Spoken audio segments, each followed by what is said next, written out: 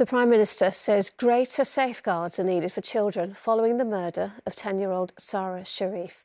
Speaking after Sara's father and stepmother were found guilty of killing her yesterday, Sir Keir Starmer said the case raised important questions, particularly about children who are homeschooled. After Sara was taken out of school by her father, the violence against her intensified in the weeks before her death. Ellie Pitt reports. Throughout Sara Sharif's entire life, professionals around her tried to decide where she would be safe from violence. It turned out nowhere. Despite recent social services referrals after teachers noticed bruising on her face, in April last year, Sara's father claimed he wanted to homeschool her. By August, he had murdered her. Now the government says it will stop children with protection plans from being withdrawn for homeschooling without local authority consent. This is about violence, it's about abuse, it's about making sure there's protection and safeguards for children, particularly those being homeschooled. So that's where I think the questions are. Following Sara's death, the government has said it will also make sure every council has a multi-agency child safeguarding team. Lucy has worked in social services for nearly 3 decades and has her reservations about the plans. We have multi-agency safeguarding hubs that are a part of local authorities. Social workers generally work well with their partner agencies. There are good networks. So it's about what are they trying to really achieve, and is this just terminology that's being put out there to make it sound as if there's going to be change? There were numerous earlier chances to save Sara.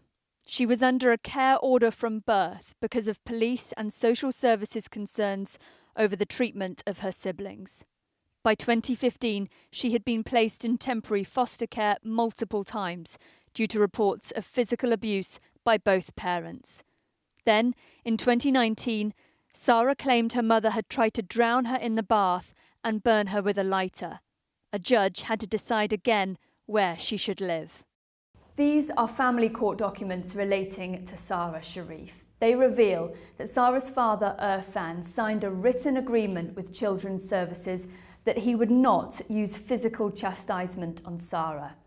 They show that the judge was aware of the history of allegations of physical abuse of the children and domestic abuse by Mr. Sharif, and that the local authority thought that Sara was likely to suffer significant emotional and physical harm in her parents' care. Despite this, in 2019, the judge awarded custody of Sara to her father, Irfan Sharif. Yesterday, Sara's father, Irfan Sharif, and stepmother, Binish Batul, were convicted of her murder. Her uncle was found guilty of causing or allowing the death of a child. During her life, there was contact with the police, in-school safeguarding practitioners, social services and the family courts, almost every conceivable public safety net available. And yet Sara still fell through those protections to a brutal death. Ellie, so many questions. The Prime Minister said so, but when are we going to start getting some answers?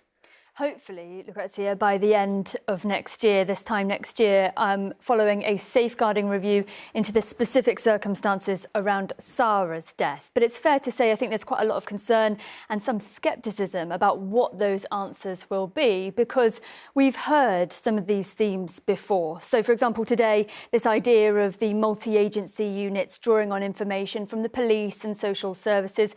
Well, we've been through the reports following the deaths of Victoria Colombier nearly 25 years ago now, Baby P, Star Hobson. They all refer to this idea that there needs to be better communication and information sharing between those agencies. So that idea, sadly, isn't anything new. Will Sara's death be a watershed moment for this fairly new Labour government? Well, it could be, but let's see what else is contained in the idea of this child safety and welfare bill. OK, all right, Ellie, thank you.